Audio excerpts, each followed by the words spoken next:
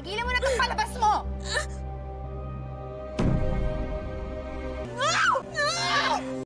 Saktong tinutukan ng baril ni Iris si Jasmine nang lumabas si Camila, kaya agad niyang sinabihan na andoon si Jasmine para kunin siya, kaya tumawag na siya ng pulis para tulungan sila at proprotektahan niya ito.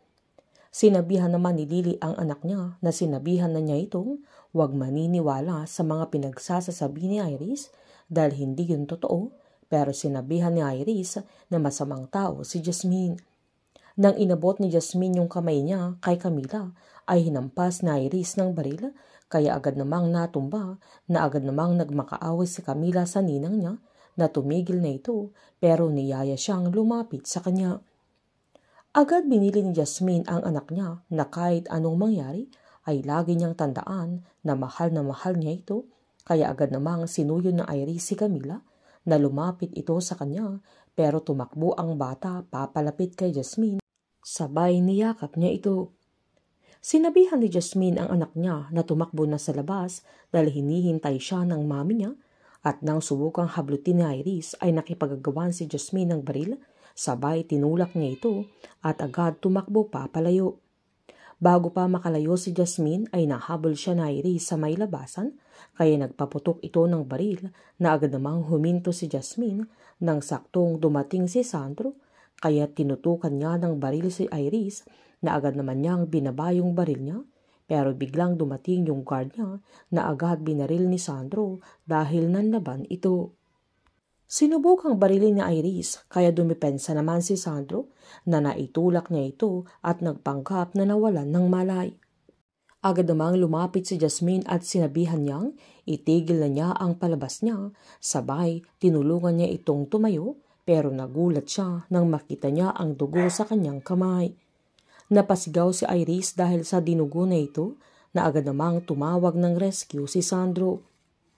Nang makauwi na sila ay hinawakan naman ni Camila yung mukha ni Jasmine, sabay tinanong niya kung siya ba talaga ang totoong mami niya. Agad namang lumapit si Lily at sinabihan niya na si Jasmine ang totoo niyang mami at walang katotohanan ang lahat ng mga sinabi ni Iris, kaya hindi niya dapat paniwalaan. Agad namang sinabihan ni Jasmine ang anak niya na mahal niya ito. Agad ding humingi ng sorry si Lily kay Camila dahil hindi nila sinabi sa kanya na hindi sila ni Lance ang kanyang tunay na magulang. Sinabihan naman ni Jasmine si Camila na dalawa ang mami niya kaya madaming nagmamahal sa kanya. Dahil dito ay tinanong naman ni Camila kung sino ang totoong daddy niya. Nagtinginan naman at natahimik sila Lily at Jasmine, pero inamin din ni Jasmine na si Ninong Tyrone niya ang totoo niyang daddy, na sakto namang sa araw na yun ay nilipat na si Tyrone sa kulungan kung saan andoon sila Vito. Sinaad naman ni Camila na asawa ng ninang Iris niya ang Ninong Tyrone niya, kaya agad namang pinaliwanag ni Lily na hindi pa niya maintindihan dahil baby girl pa siya at maiintindihan niya kapag malaki na siya, na ang mahalaga ay nagmamahalan sila Jasmine at Tyrone na mismong mga magulang niya.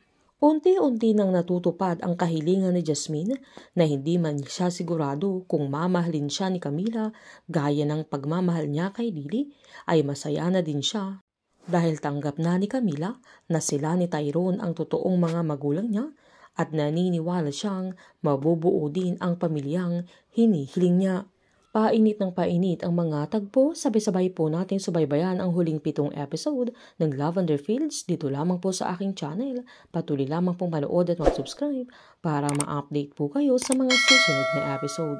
Marami pong salamat.